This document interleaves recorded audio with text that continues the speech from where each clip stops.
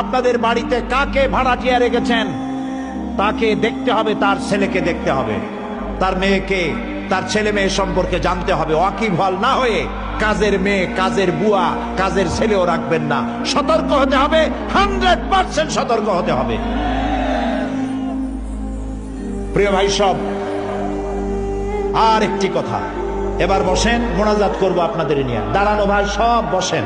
লন্ডনে যখন বোমা পড়লো, সেই বোমার আসামিরা 24 ঘন্টার মধ্যে সব ধরা পড়লো।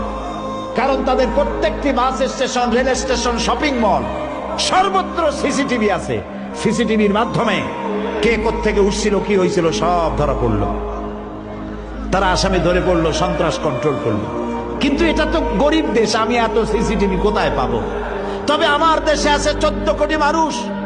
এই 14 কোটি মানুষের 28 কোটি চোখ যদি সিসিটিভি হয়ে যায়,